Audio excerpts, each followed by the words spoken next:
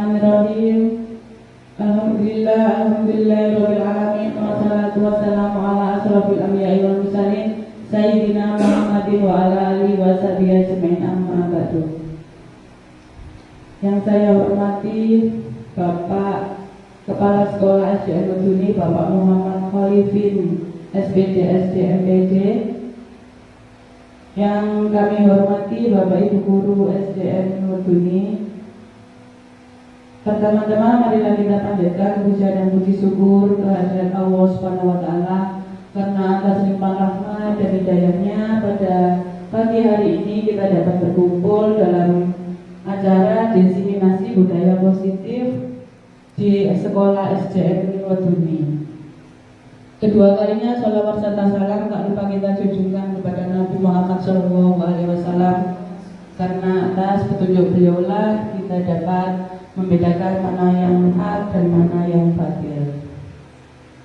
Bapak Ibu yang berbahagia, di sini saya akan membacakan susunan acara pada pagi hari ini. Yang pertama yaitu pembukaan, yang kedua sambutan kepala sekolah, yang ketiga pemaparan, yang keempat tanya jawab, yang kelima kesimpulan, dan yang keenam penutup. Baik Bapak Ibu, marilah kita baca bacaan basmalah untuk pembukaan pada kegiatan pagi hari ini. Bismillahirrahmanirrahim. Oke, untuk yang kedua yaitu sambutan dari Bapak Kepala Sekolah. Waktu dan tempat kami persilakan.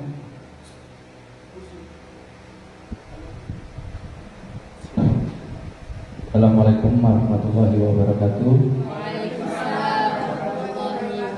Alhamdulillahirrahmanirrahim. Wassalatu wassalamu ala asrofil anbiya'i wal mursalin sayyidina wa maulana Muhammadin, amma ba'du. Yang saya hormati Ibu Rizka Mahmuda selaku narasumber program Diseminasi Budaya Positif SDN Meduni, merupakan tugas dari Calon Guru Penggerak. Dan saya hormati Bapak Ibu Dewan Guru SDN Meduni. Syukur alhamdulillah pada pagi hari ini kita semua masih dapat berkumpul di lembaga kita SDN Meduni dalam keadaan sehat walafiat dalam rangka menghadiri acara diseminasi budaya positif di SDN Meduni dalam keadaan sehat walafiat.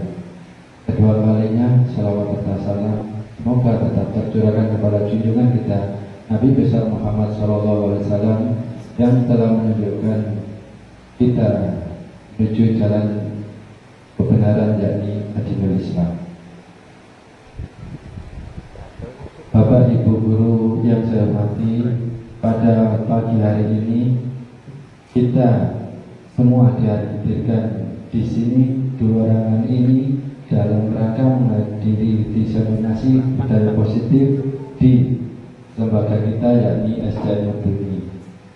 Adapun tujuan dari dilaksanakan diseminasi kali ini, yang pertama sebagai tugas dari rekan kita yang saat ini menjalani pelatihan guru penggerak, yakni Ibu Rizka Mahmuda.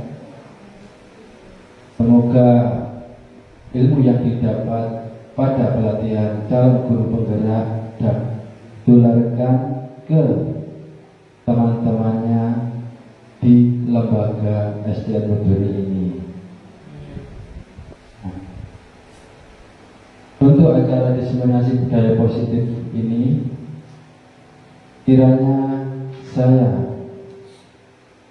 selaku pimpinan lembaga SDN Meduni ini berharap apa yang nanti disampaikan, diutarakan oleh Ibu Rizka Mahmuda dapat membawa keberkahan, dapat menjadikan lembaga kita SDN Meduni ini menjadi lebih baik, lebih maju ke depannya, dapat bersama-sama melaksanakan program pemerintah, yakni kurikulum merdeka dari kelas 1 sampai 6 berjalan dengan baik dan berdampak pada proses pembelajaran, hasil yang dicapai pada tiap fase baik A, B, dan C, kelas 1, 2, 4, dan kelas 5. Budaya positif yang diaturkan oleh Bu Ida nanti semoga dapat kita ambil manfaat ke depannya, dapat kita terapkan apa yang disampaikan oleh rekan kita Ibu Friska Mahmuda. Kita ambil contoh yang baik dan kita terapkan pada lembaga kita tercinta ini. Itu saja yang dapat kami sampaikan. Sebagai langkah awal, semoga kegiatan ini dapat memacu dari rekan-rekan guru untuk mencontoh, bersemangat untuk mengikuti program calon guru penggerak bagi teman-teman yang akan mendaftar ke CGP gelombang ke-11. Apa yang nanti disampaikan oleh Ibu Friska Mahmuda dapat menjadikan refleksi atau contoh pembelajaran apa yang ada di calon guru penggerak, program apa saja yang dapat dilaksanakan atau diimplementasikan pada lembaga masing-masing. Kemarin Ibu Friska Mahmuda sudah melaksanakan pemaparan mengenai visi misi yang dihadiri oleh Ibu pengajar praktik yang dilaksanakan 2 minggu kemarin, dan sekarang Ibu Friska Mahmuda melaksanakan diseminasi budaya positif. Nah, nanti budaya positif apa saja yang akan dikembangkan atau bisa dilaksanakan di lembaga kita ini, apa saja yang dapat kita tarik dari apa yang disampaikan dan apa saja yang dapat kita laksanakan ke depannya. Mohon nanti Bapak Ibu Dewan Guru SDN Weduni kiranya dapat mengikuti kegiatan ini mulai dari awal sampai akhir, dicermati, diteliti, dipelajari, supaya apa nanti yang disampaikan, ilmu yang diberikan dapat bermanfaat.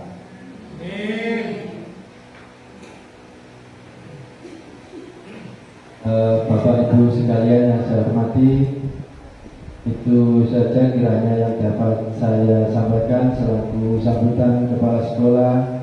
Semoga acara nanti dapat berjalan dengan sukses dan lancar. Kurang lebihnya kami mohon maaf. Ihdinas siratal mustaqim. Wassalamualaikum warahmatullahi wabarakatuh. Waalaikumsalam warahmatullahi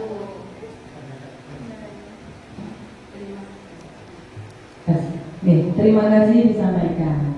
Baik, Bapak Ibu, untuk mengikuti acara selanjutnya yaitu diseminasi budaya positif di sekolah kita SDN Weduni. Sebelum saya mulai pemaparan, kita ice breaking dulu biar saya tidak grogi. Coba nanti diturunkan jika saya bilang tepuk 1 dengan bilang yes, tepuk di 2 oke, tepuk 3 semangat, tepuk 4 konsentrasi, tepuk 5 siap belajar. Ngoten nggih? Sorry. Yes, apa? Tapi diulang lagi nggih. Sajane ono lagune lho, tapi mboten ono wis. Gak usah lagu kok koyo kulit dhewe nggih. Nggih. Diulang diperagakan dulu. Tepuk 1, yes. Tepuk 2, oke. Tepuk 3, 3 semangat. Tepuk 4 konsentrasi. Tepuk 5 siap belajar. Sampun, matur nggih.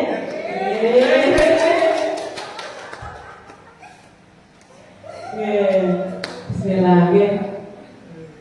Kita lanjutkan. Untuk pemaparan saya pada kali ini yaitu yang pertama. Selamat datang Bapak Ibu guru hebat. Mari belajar bersama, mari berkolaborasi dan saling mendukung demi terciptanya budaya positif di sekolah kita tercinta SDN Weduni. Nah, di sini ada pertanyaan pemantik. Hukuman dapat mendisiplinkan anak. Menurut jenengan gimana? Betul apa salah? Salah.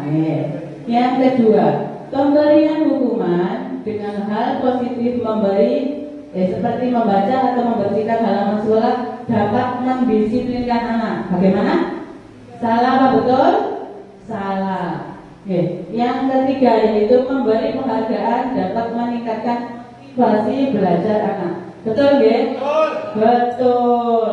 Pak Muhammad itu laku ya. Oke, kegiatan selanjutnya yaitu cobalah bukalah. Ini ya. Anda adalah A. Tugas Anda adalah mengepalkan salah satu tangan Anda. Coba Anda bayangkan bahwa Anda menyimpan sesuatu yang sangat berharga di dalam kepalan tangan Anda. Anda perlu menjaga benda tersebut sekuat tenaga Anda karena begitu pentingnya untuk kehidupan Anda. Coba dipraktekkan, mengepalkan tangan. Nah, tugasnya yang B, rekan yang B, Kak Brian ya sebagai yang B. Mencoba segala cara untuk membuka kepalan tangan teman Anda. Teman Anda B boleh membujuk, menghardik, mengintimidasi, memarahi, menggoda, menggelitik, bahkan menawari uang agar rekan Anda bersedia membukanya. Nah, di sini pertanyaannya, apa Anda akan membuka atau menutup kepalan tangan Anda? Tidak. Tidak. Mengapa kok tidak? Karena bendanya sangat penting untuk kita. Karena sangat berharga. Yeah. Yang kedua, siapakah yang sesungguhnya mengontrol yang menutup kepalan tangan atau yang berusaha dengan segala cara untuk membuka kepalan tangan rekannya? Siapa? Dirinya sendiri. Jadi jenengan itu sebagai kontrol dirinya sendiri, diri sampai sendiri, diri jenengan, sebagai pengendali setiap apa yang jenengan lakukan. Berarti jenengan itu pengendali diri jenengan sendiri. Selanjutnya yaitu perubahan paradigma teori kontrol atau teori pilihan, ilusi kontrol. Yang pertama yaitu ilusi guru mengontrol murid. Yang kedua ilusi bahwa semua penguatan positif, efektif dan bermanfaat. Yang ketiga yaitu ilusi bahwa kritik dan membuat orang merasa bersalah dapat menguatkan karakter. Yang keempat, ilusi bahwa orang dewasa memiliki hak untuk memaksa. Betul apa tidak Bapak Ibu? Salah karena anak itu mempunyai hak sendiri, jangan dipaksa sesuai dengan apa yang apa kita tunggu, yang kita mau. Selanjutnya yaitu perubahan paradigma stimulus respon, teori kontrol atau teori pilihan. Siapa sesungguhnya yang memiliki kontrol? Nah, di sini ada stimulus respon dan teori kontrol atau pilihan. Yang pertama yaitu kita mencoba mengubah orang agar berpandangan sama dengan kita. Yang kedua, perilaku buruk dilihat sebagai suatu kesalahan. Yang ketiga, orang lain bisa mengontrol saya. Yang keempat, saya bisa mengontrol orang lain. Dan Pemaksaan ada pada saat bujukan gagal. Yang kelima, model berpikir menang atau kalah. Nah, di sini teori kontrol atau pilihannya, kita berusaha memahami pandangan orang lain tentang dunia. Yang kedua, semua perilaku memiliki tujuan. Yang ketiga, hanya Anda yang bisa mengontrol diri Anda. Yang keempat, Anda tidak bisa mengontrol orang lain. Yang kelima, kolaborasi dan konsensus menciptakan pilihan-pilihan baru. Yang keenam, model berpikir menang-menang. Kalau stimulus responnya tadi menang kalah, kalau teori kontrolnya tadi menang-menang. Nah, kita masuk ke materi intinya. Apa itu budaya positif? Ada yang bisa jawab, Bapak Ibu? 10 jangkep. Ya, jadi ini budaya positif adalah nilai-nilai keyakinan dan kebiasaan-kebiasaan di sekolah yang berpihak pada murid dapat berkembang menjadi pribadi yang sesuai dengan profil belajar Pancasila. Ada berapa Bapak Ibu profil belajar Pancasila? 5. Ada 5 mana? 6. Yang pertama apa? Mandiri. Yang pertama, ayo beriman dan bertakwa kepada Tuhan yang Maha Esa dan berakhlak mulia. Yang kedua, berkepikiran global. Yang ketiga, bergotong royong. Yang keempat, mandiri. Yang kelima, kreatif. Yang keenam, bernalar kritis. Selanjutnya ya, makna disiplin. Dalam budaya kita, disiplin sering dikaitkan dengan tata tertib, teratur, kepatuhan, dan pada peraturan. Yang kedua, disiplin juga dimaknai menjadi suatu yang dilakukan seseorang pada orang lain untuk mendapatkan kepatuhan. Kita cenderung menghubungkan kata disiplin dengan ketidaknyamanan. Dan sebenarnya disiplin yang dimaksud adalah disiplin diri yang membuat seseorang menggali potensinya menuju tujuan mulia, sesuatu yang dihargai dan bermakna. Yang kedua yaitu disiplin diri juga mempelajari cara kita mengontrol diri, menguasai diri, dan bertanggung jawab untuk memilih tindakan yang sesuai dengan kebajikan universal.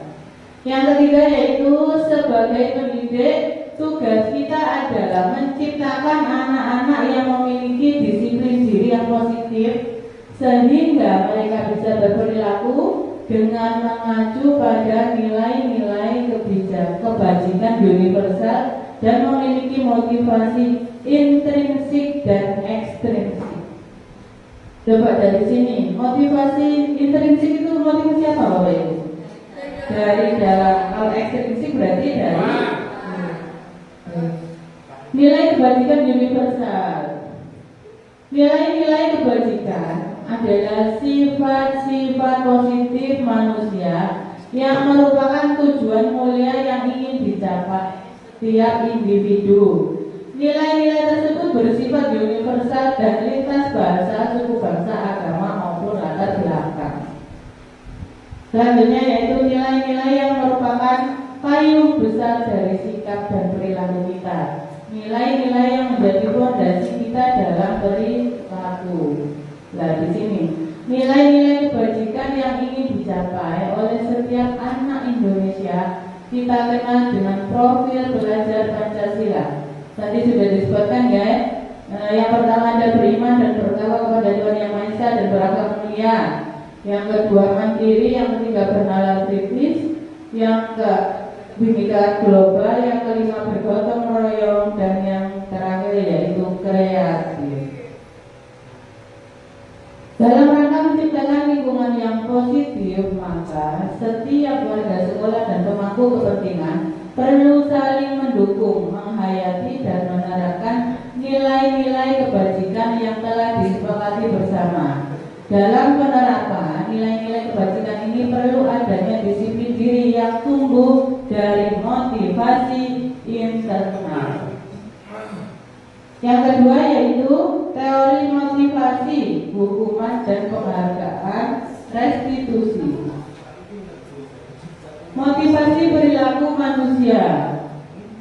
Motivasi adalah dorongan yang timbul pada diri seseorang secara sadar atau tidak sadar untuk melakukan suatu tindakan dengan tujuan tertentu.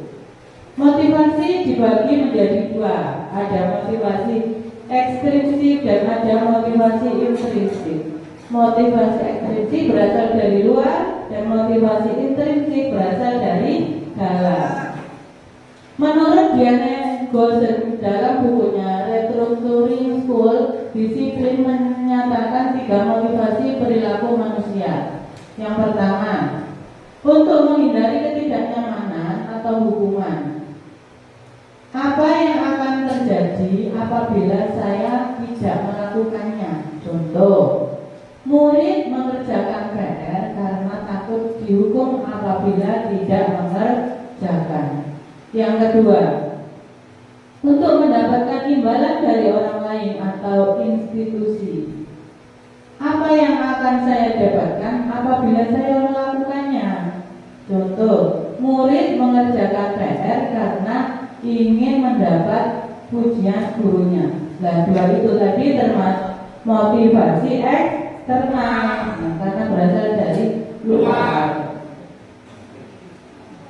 Yang ketiga yaitu untuk menghargai diri sendiri. Saya akan menjadi orang yang seperti apa bila saya melakukannya. Contohnya, murid mengerjakan PR karena dia sadar harus bertanggung jawab terhadap tugas-tugasnya. Itu termasuk motivasi internal.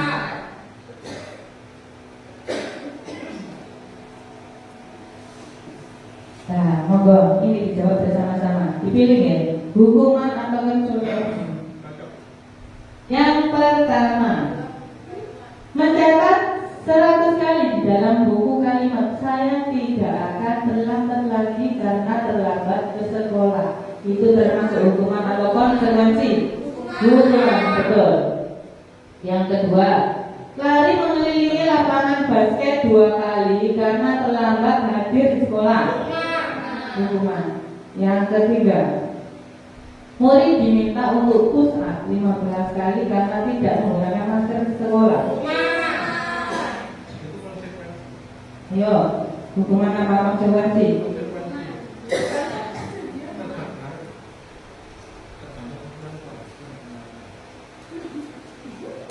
Termasuk hukuman. Ya. Yang keempat yaitu menggantikan kertas tugas teman yang telah dicoret-coret. Betul, itu konsekuensi. Selanjutnya yaitu membersihkan tumpahan air di meja tulis karena tersenggol pada saat belajar. Konsekuensi.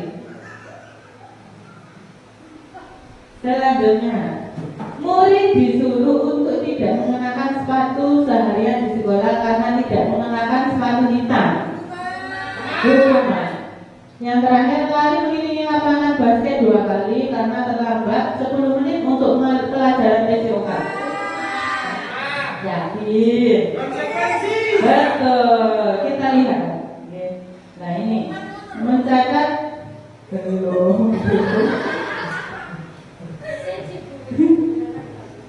Yang pertama mencatat 100 kali tadi hukuman, betul ya? Yang kedua, lari mengelilingi lapangan basket 2 kali hukuman. Yang ketiga, murid diminta untuk push up hukuman. Yang keempat, menggantikan kertas tugas teman yang telah dicoret, konsekuensi. Yang kelima, membersihkan tumpahan air di meja tulis karena tersenggol pada saat belajar, yaitu konsekuensi. Nah, di sini murid disuruh untuk tidak mengenakan sepatu seharian di sekolah, berarti termasuk hukuman.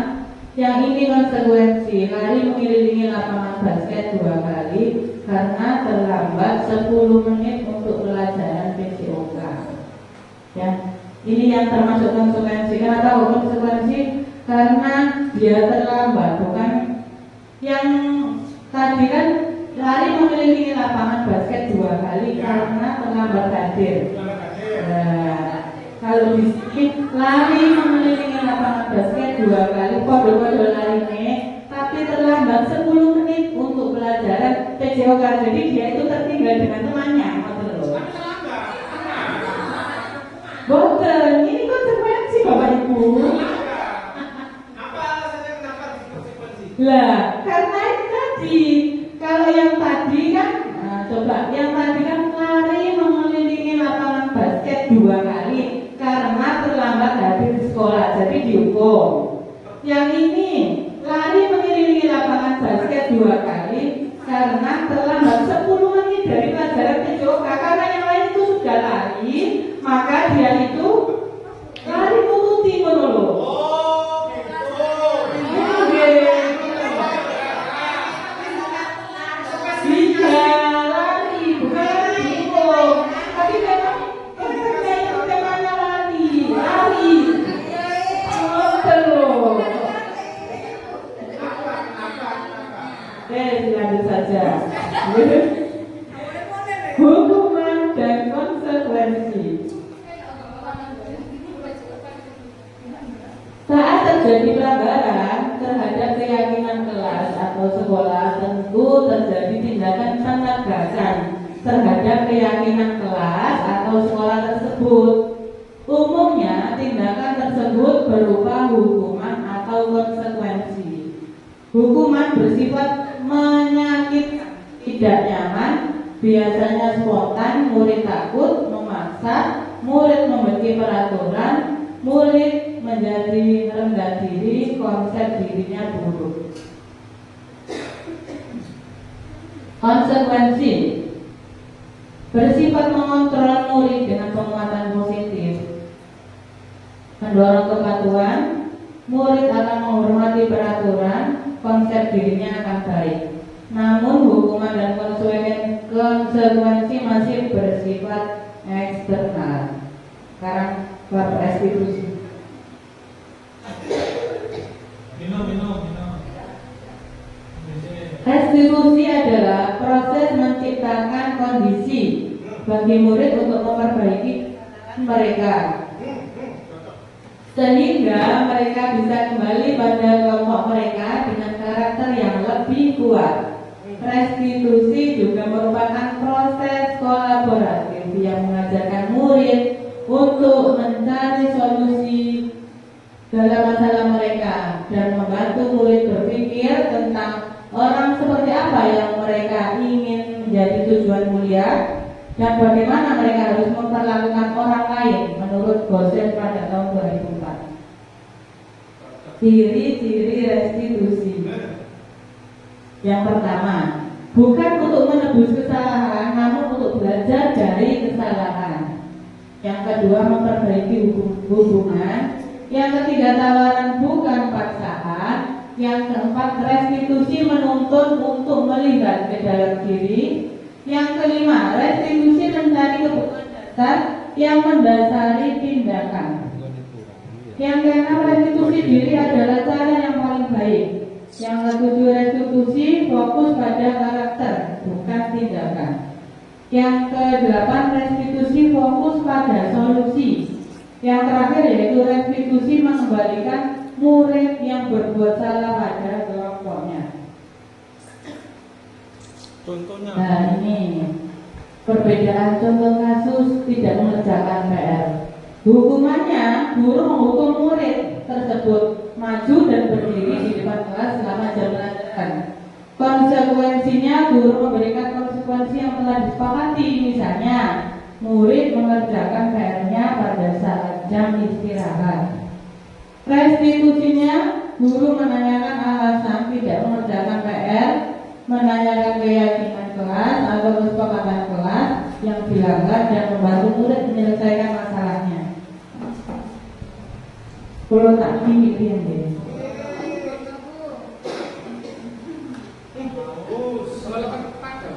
Masih 29 menit. Kurang setengah jam. Selanjutnya yaitu dihukum oleh penghargaan. Memberi penghargaan nilainya sama dengan menghukum seseorang. pendek dan jangka panjangnya.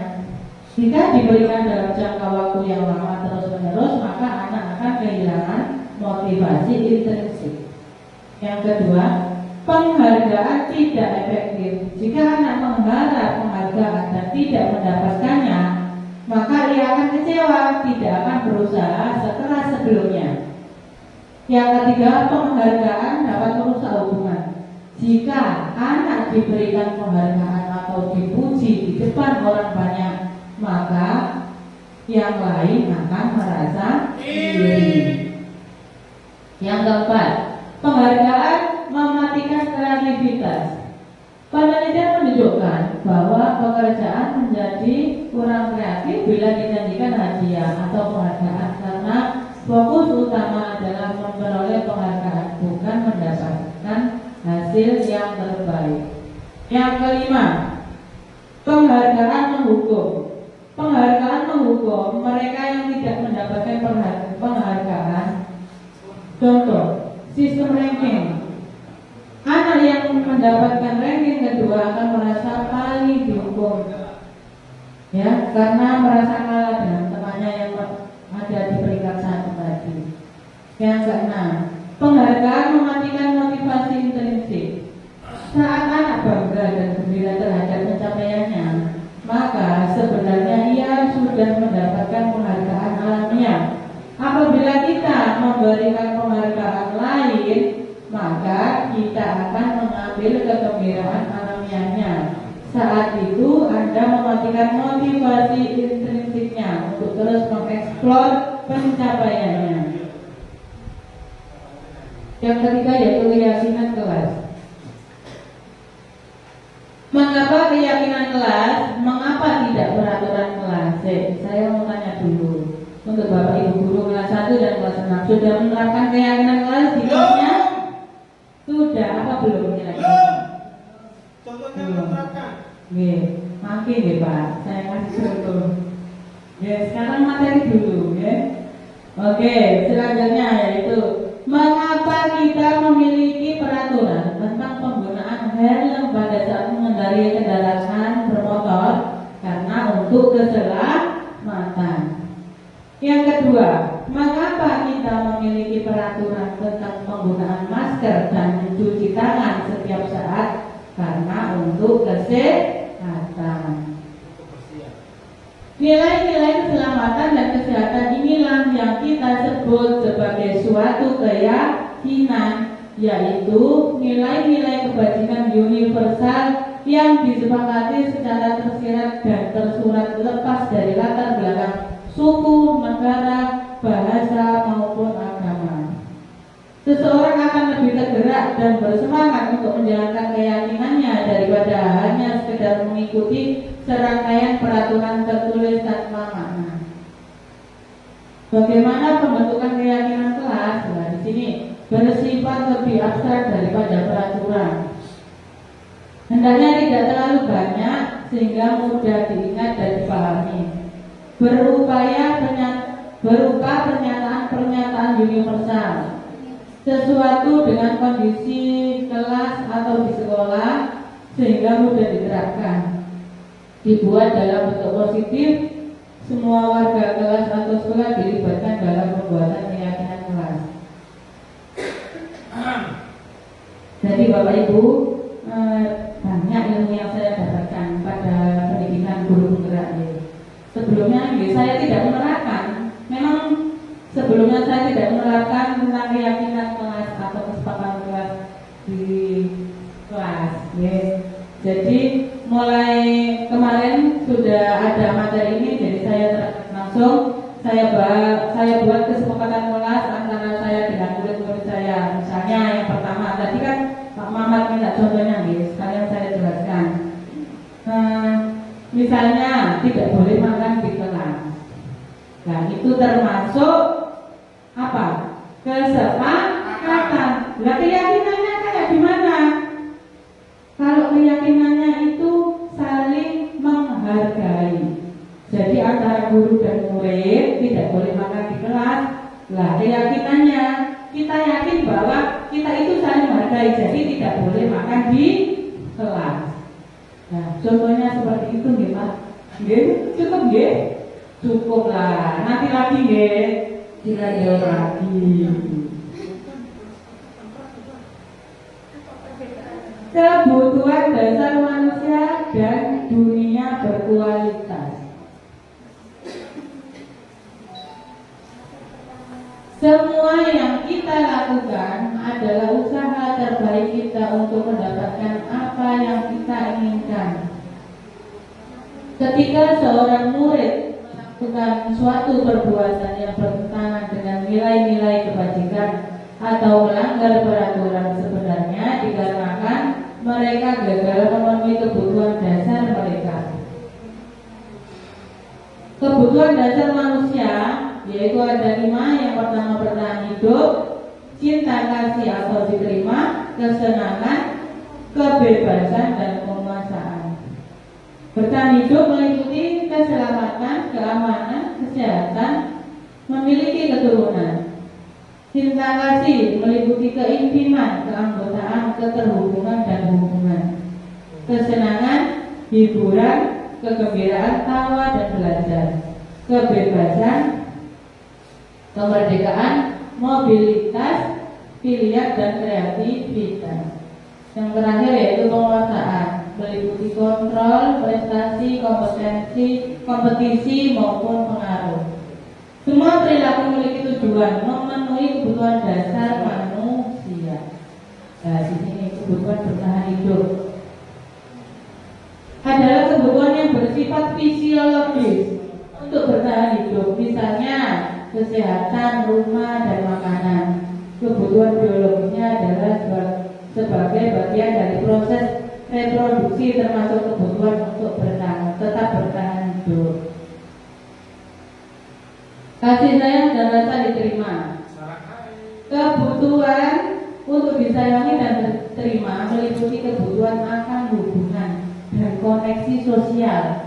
Kebutuhan ini adalah keinginan untuk tetap berhubungan dengan orang lain, keluarga, pasangan hidup, teman kerja, binatang peliharaan, dan di kelompok di mana kita bergabung. Penguasaan. Kebutuhan ini berhubungan dengan kekuatan untuk mencapai sesuatu, menjadi kompeten, menjadi terampil, diakui atas prestasi. Kebutuhan ini meliputi keinginan untuk dianggap berharga, bisa membuat perbedaan, bisa membuat pencapaian kompeten diakui dan dihormati. Yang keempat, kebebasan kebutuhan akan pilihan. Kebutuhan untuk bebas adalah kebutuhan akan kemandirian, otonomi, memiliki pilihan dan mampu mengendalikan arah kita. Anak-anak dengan kebutuhan kebebasan yang tinggi menginginkan pilihan. Mereka perlu banyak gerak, suka mencoba-coba, tidak terpengaruh orang lain, dan senang mencoba hal baru dan menarik. 5. Kesenangan, kebutuhan untuk merasa senang adalah kebutuhan untuk mencari kesenangan, bermain dan tertawa. Anak-anak dengan kebutuhan dasar kesenangan yang tinggi biasanya ingin menikmati apa yang dilakukan. Menurut Glaser menyatakan bahwa kapasitas untuk berubah adalah ada pada diri kita sendiri. Jika kita dapat mengidentifikasi kebutuhan apa yang mendorong perilaku kita, maka perubahan positif dapat kita mulai dengan mencari solusi untuk memenuhi kebutuhan tertentu dengan cara yang positif. Nah, di sini ada 5 posisi kontrolnya kita sebagai guru. Yang pertama yaitu penghukum, yang kedua membuat rasa bersalah, yang ketiga teman, yang keempat memantau, dan yang kelima yaitu sebagai manajer. Posisi penghukum, seorang penghukum bisa menggunakan hukuman fisik maupun verbal. Pada posisi ini senantiasa mengatakan bahwa sekolah memerlukan sistem atau alat yang dapat lebih menekan murid-murid lebih dalam lagi. Guru-guru yang menerapkan posisi penghukum akan selalu berkata, kamu selalu saja salah, selalu, pasti selalu yang terakhir selesai. Jadi jangan ya Bapak Ibu, karena itu dapat membuat anak kita merasa down. Ciri-ciri dan dampak posisi kontrolnya. Nada suaranya tinggi, bahasa tubuh mata melotot dan jari menunjuk-nunjuk menghardik. Anak tidak memiliki kesempatan untuk memberikan alasan. Dampaknya, murid akan marah, kecewa, dan bisa menimbulkan dendam atau membenci guru tersebut. Guru seperti ini senantiasa percaya hanya ada satu cara agar pembelajaran bisa berhasil, yaitu dengan cara dia, ya seperti menghukum tadi. Yang kedua, posisi kontrol membuat merasa bersalah. Pada posisi ini biasanya guru bersuara lembut, membuat merasa bersalah akan menggunakan keheningan untuk membuat orang lain merasa tidak nyaman, bersalah atau rendah diri. Kata-kata yang sering diucapkan adalah, ibu kecewa sekali dengan kamu. Berapa kali bapak harus memberitahu kamu ya? Gimana coba kalau orang tua kamu tahu kamu berbuat begini? Ciri-ciri dampak posisi kontrol membuat merasa bersalah. Ciri-cirinya nada suara memelas, halus, sedih, bahasa tubuhnya merapat pada anak atau lesu. Hasilnya, murid akan merasa bersalah telah mengecewakan bapak ibu gurunya. Murid akan merasa menjadi orang yang gagal dan tidak sanggup membahagiakan orang lain. Kadangkala sikap seperti ini lebih berbahaya dari sikap penghukum, karena emosi akan tertanam rapat di dalam. Murid menahan perasaan, tidak seperti posisi penghukum, di mana anak bisa menumpahkan amarahnya walaupun dengan cara negatif. Murid tertekan seperti inilah yang tiba-tiba meletus amarahnya dan bisa menyakiti dirinya sendiri atau orang lain. Yang ketiga, posisi kontrol teman. Pada posisi ini, guru tidak akan menyakiti murid, namun akan tetap berupaya mengontrol murid melalui persuasi. Guru di posisi teman menggunakan hubungan baik dan humor untuk mempengaruhi seseorang. Mereka akan berkata, ayo bantulah demi bapak ya. Ayo ingat, bantuan bapak selama ini. Ya, sudah kali ini tidak apa-apa. Nanti ibu bantu bereskan. Ciri-ciri dan dampak posisi kontrol teman. Nada suaranya ramah, akrab dan bercanda. Bahasa tubuhnya merapat pada murid, mata dan senyumnya jenaka. Hasil atau dampaknya, murid akan merasa senang dan akrab dengan guru. Dampak positif dan dampak negatifnya adalah murid menjadi tergantung pada guru tersebut. Hal lain mungkin timbul adalah murid hanya akan bertindak untuk guru tertentu dan tidak untuk guru lainnya. Posisi kontrol sebagai pemantau. Memantau berarti mengawasi. Pada saat kita mengawasi, kita bertanggung jawab atas perilaku orang-orang yang kita awasi. Posisi pemantau bertindak berdasarkan pada peraturan-peraturan dan konsekuensi. Pertanyaan yang diajukan seorang pemantau, peraturannya apa? Apa yang telah kamu lakukan? Dan sanksi atau konsekuensinya apa? Nah, itu contoh dari pertanyaan pemantau.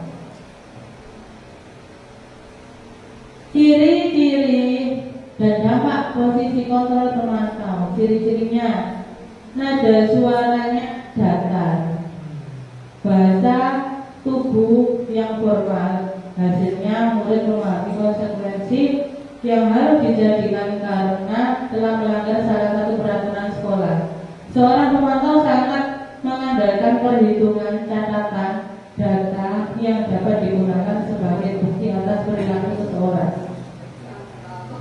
Posisi kontrol sebagai manajer adalah posisi di mana guru hebat berbuat sesuatu bersama dengan murid, mempersilahkan murid mempertanggungjawabkan perilakunya, mendukung murid agar dapat menemukan solusi atas permasalahannya sendiri. Seorang manajer telah memiliki keterampilan di posisi teman, pemantau, dan dengan demikian bisa jadi sewaktu-waktu tertentu kembali pada posisi teman dan pemantau. Ciri-cirinya pada posisi kontrol sebagai manajer, nada suaranya tulus, bahasa tubuhnya tidak kaku, mendekat ke murid. Hasilnya murid mandiri, percaya diri, dan dapat memecahkan masalah. Tugas seorang manajer bukan untuk mengatur perilaku seseorang. Kita membimbing murid untuk mengatur dirinya. Seorang manajer bukan memisahkan murid dari kelompoknya, tapi mengembalikan murid tersebut ke kelompoknya dengan lebih baik dan kuat. Coba Bu Mega tolong di videonya. Kita lihat video berikutnya.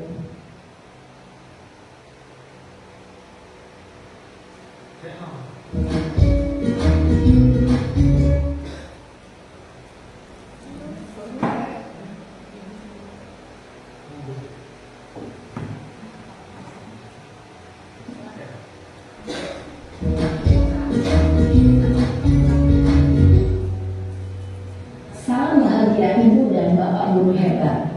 Dalam penerapan disiplin positif restitusi, salah satu program yang dikembangkan adalah 5 posisi kontrol.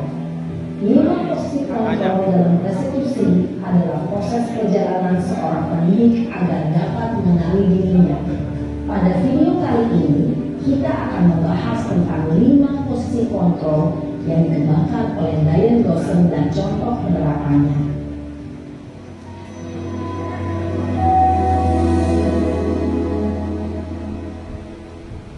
5 posisi kontrol itu adalah 1. Posisi penghukum, 2. Posisi pembuat merasa bersalah, 3.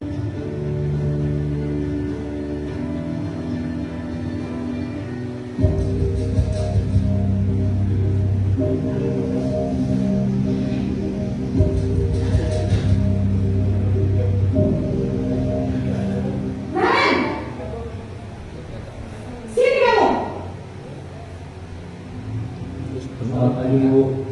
Selalu terlambat. Kamu deh, pasti terlambat. Maaf Bu, saya Apa? Apa coba? Alasan kamu apa lagi? Kapan sih kamu tidak terlambat? Malas sekali ya kamu jadi anak. saya Dasar pemalas. Gak kapok-kapok sih kamu. Sudah berapa kali terlambat?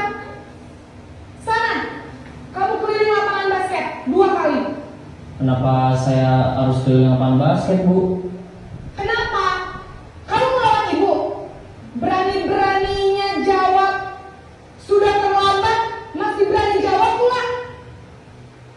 Sekarang, keliling lapangan basket 5 kali sekalian. Biar kapok. Cepat. Pergi sana ke lapangan basket. Posisi penghukum biasanya berbicara dengan nada tinggi, menghardik, menunjuk-nunjuk, menyakiti, dan menyindir. Hukuman bisa berupa fisik maupun psikis. Ibu dan Bapak Guru hebat, dampak yang terjadi pada murid ketika guru berada pada posisi penghukum adalah murid cenderung akan memberontak, bahkan menyimpan dendam.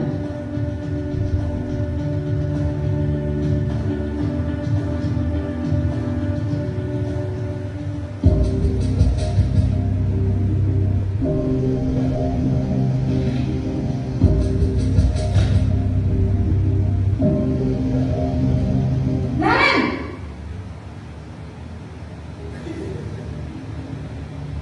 Selamat pagi Bu.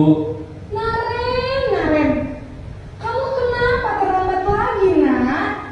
Ya Tuhan, Naren. Kamu senang ya bikin ibu susah ya? Kalau kamu terlambat lagi, nanti ibu yang ditegur bapak kepala sekolah, nak.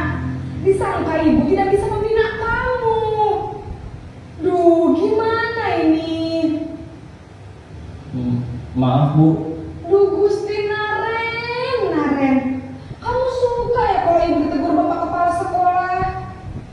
Terus, sekarang ibu harus tulis apa ini di buku absen? Ini kamu sudah sering terlambat loh. Ibu harus apa coba? Maaf maaf sekali. Ya sudah, lain kali jangan bikin ibu susah lagi ya nak ya. Ibu tidak akan kuat lagi kalau kamu gini terus. Bisa jantungan kalau ibu tegur bapak kepala sekolah. Sana cepat ke kelas. Maaf ya Bu, maaf sekali. Posisi pembuat rasa bersalah berbicara dengan nada tenang, cenderung lembut.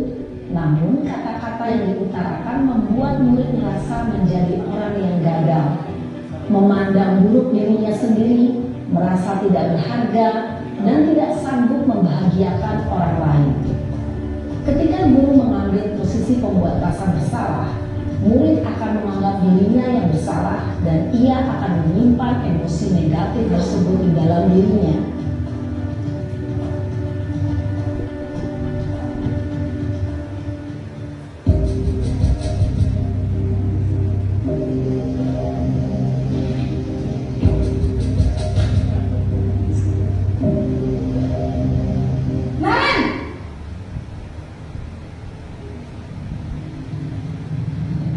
Selamat pagi Bu.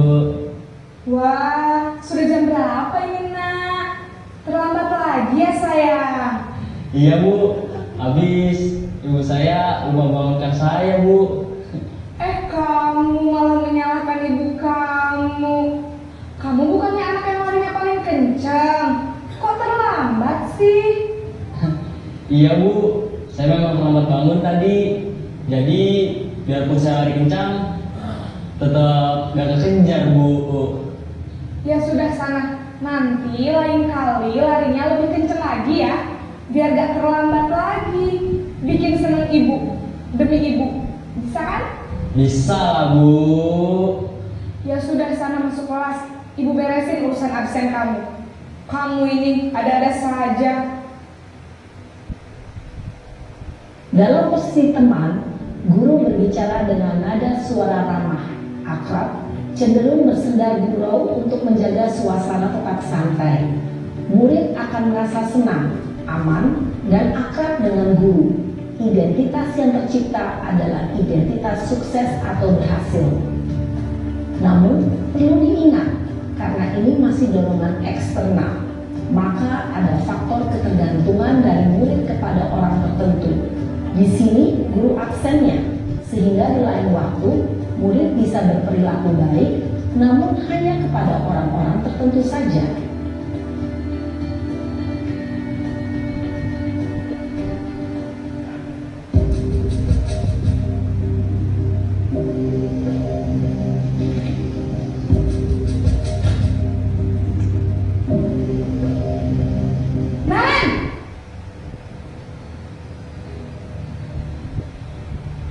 Selamat pagi Bu. Naren, apa peraturan sekolah kita tentang jam berapa kita harus masuk sekolah, nak? Kita harus di sekolah jam 7 Bu. Iya betul, sekarang sudah jam 7.20. Naren sudah tahu konsekuensinya jika terlambat hadir. Paham Bu, saya harus tinggal kelas pas jam istirahat selama 20 menit. Iya benar, konsekuensinya demikian. Jadi nanti jam 9.30 pas istirahat, kamu harus tinggal di kelas, kerjakan tugas tambahan untuk ketertinggalan kamu, ya? Baik Bu.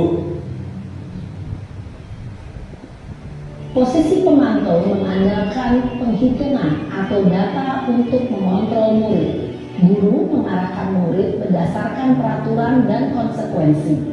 Seorang pemantau menunjukkan bahasa tubuh dan ekspresi wajah yang datar dan cenderung formal.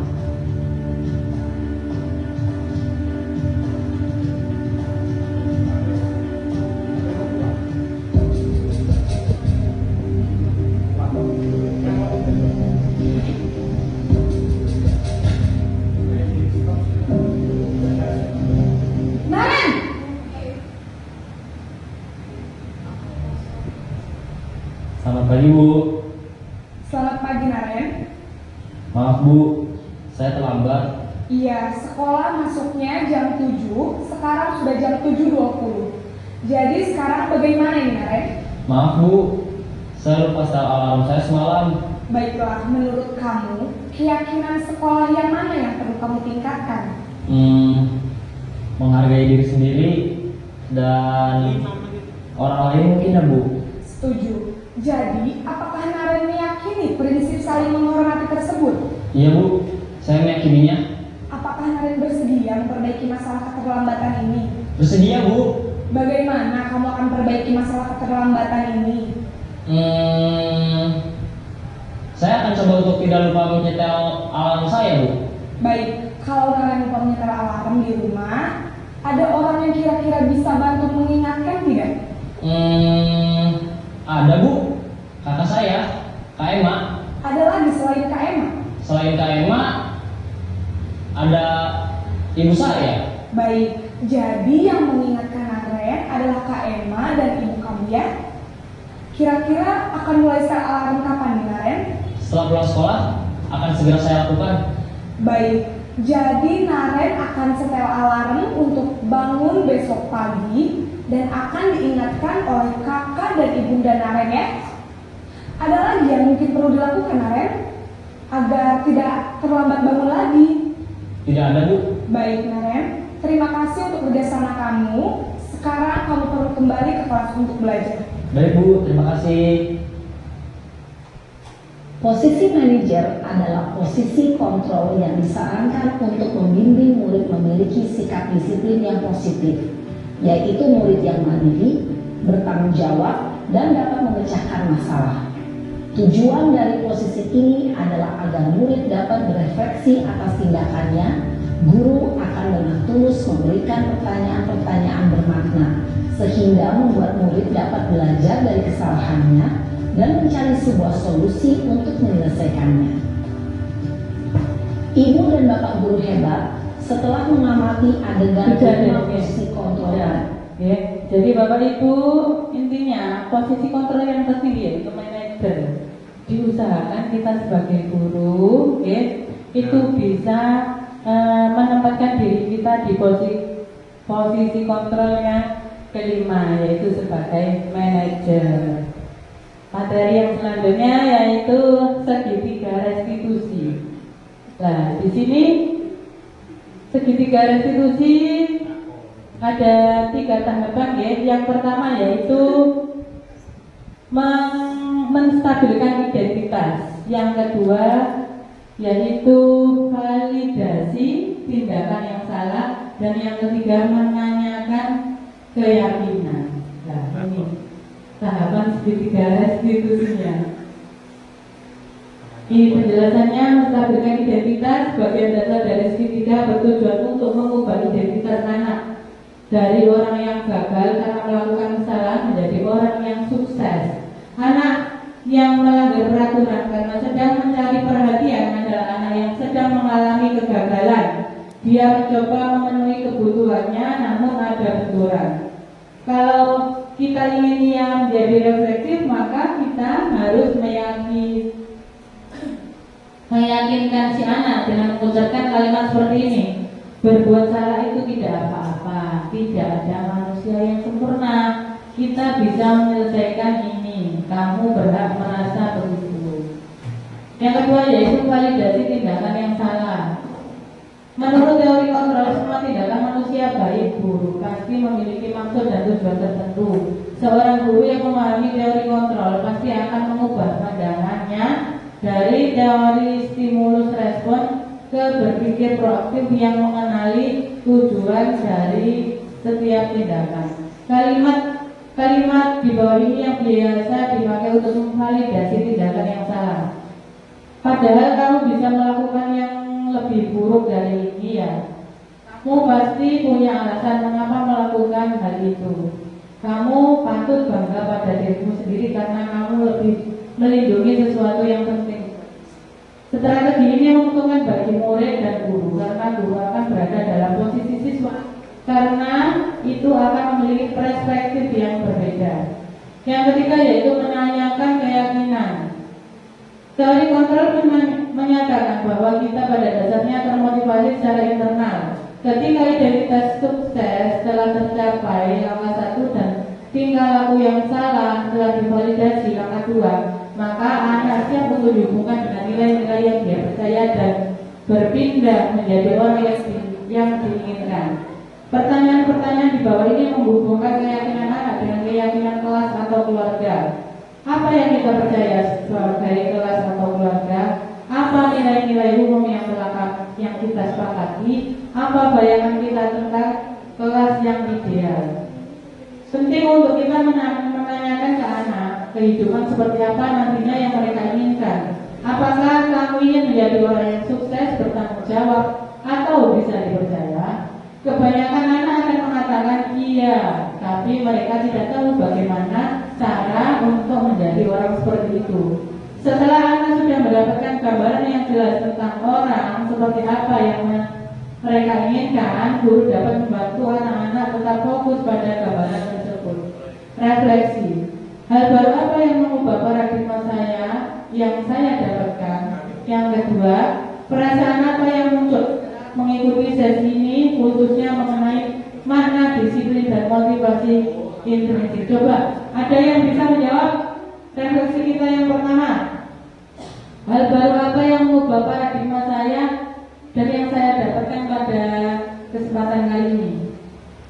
Oke, monggo Bu Mega. Sebaiknya kita seperti refleksi yang saya baca di kesempatan hari ini, yaitu yang pertama, sebaiknya kita sebagai guru memposisikan diri sebagai manajer ketika menghadapi siswa ya, siswa didik yang melakukan kesalahan. Oke, terima kasih Bu Mega. Untuk pertanyaan yang kedua, coba siapa yang bisa bantu jawab? Perasaan apa yang muncul selama mengikuti sesi ini, khususnya mengenai makna, disiplin, dan motivasi intrinsik? Coba, monggo. Oke, Bu Suri, monggo. Ya, perasaan apa yang muncul selama mengikuti sesi ini, khususnya mengenai makna, disiplin, dan motivasi intrinsik? Jadi melalui sesi ini, perasaan saya semakin tergugah untuk lebih baik lagi, merasa bersyukur karena mendapatkan pelajaran yang luar biasa. Kedepannya nanti ketika kami sebagai pendidik dalam rangka mendisiplinkan maupun memberi motivasi untuk anak-anak, kita usahakan melalui kesadaran intrinsik. Jadi tanpa harus hukuman maupun penghargaan, tapi kita berikan keyakinan dan motivasi yang terbaik. Terima kasih. Terima kasih, alhamdulillah. Terima kasih. Coba ini, kemarin saya praktekkan untuk kasus yang satu. Bisa tadi? Coba videonya dibuka. Ini contoh, baru saja kemarin.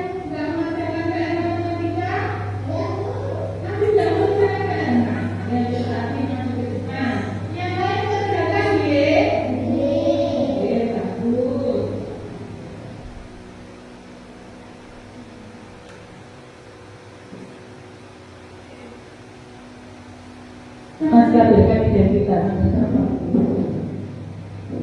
Mas Arfi tadi tahu kenapa nggak diambil itu?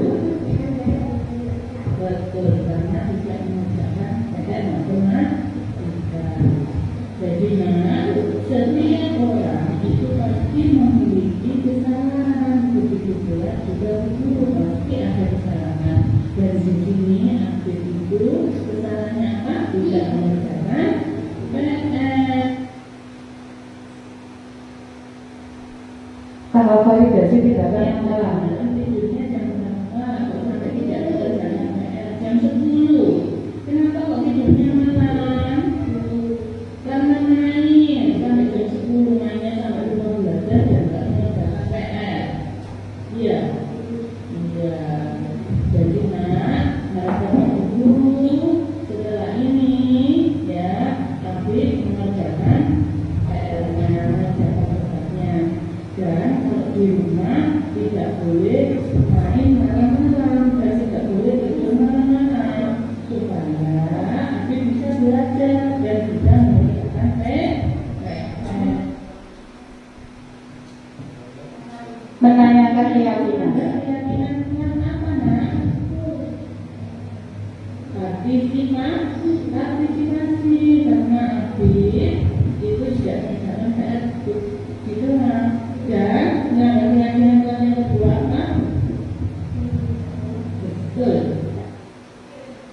Oke, sudah, terima kasih.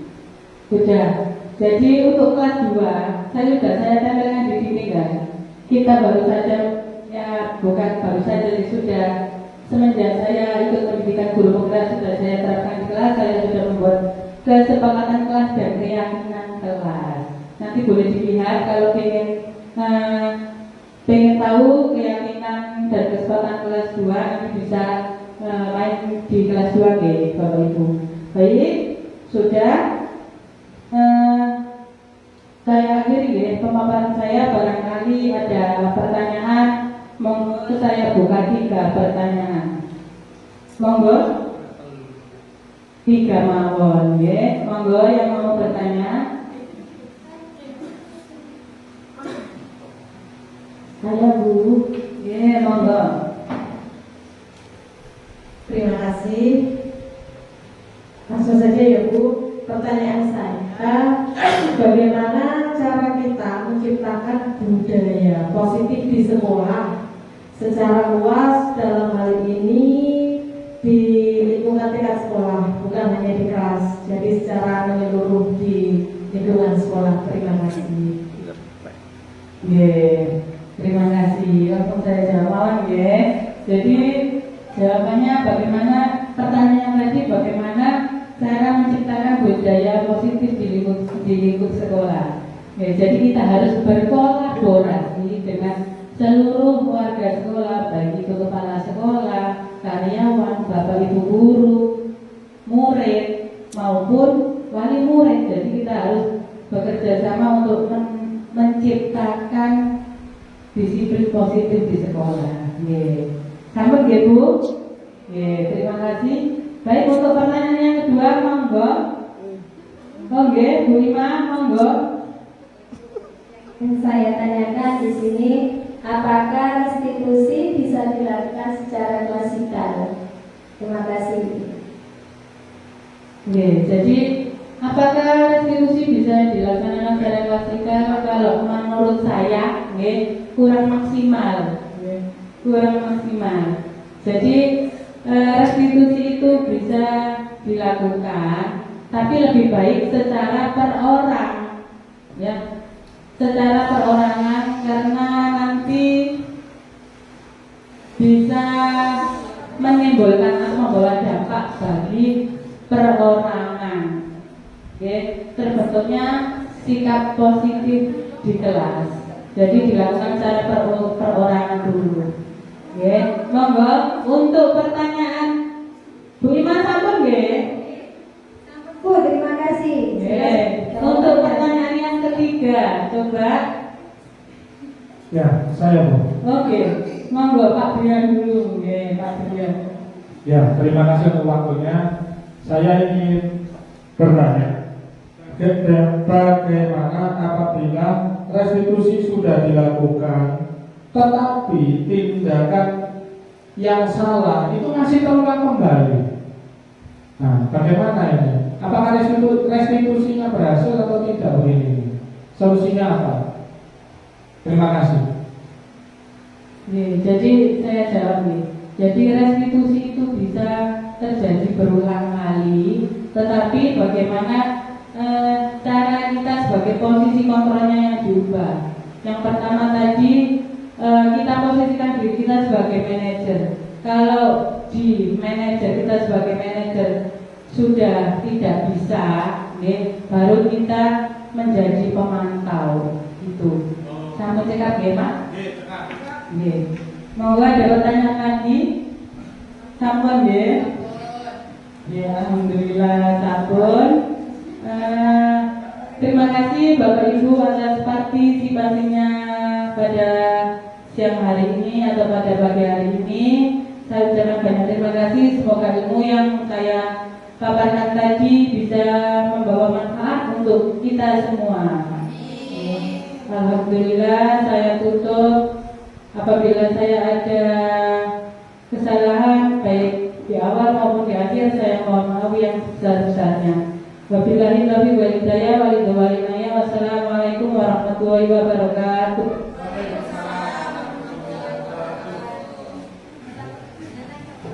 Acara wis tadi kan penutup doa apa enggak? Kok dimatikan?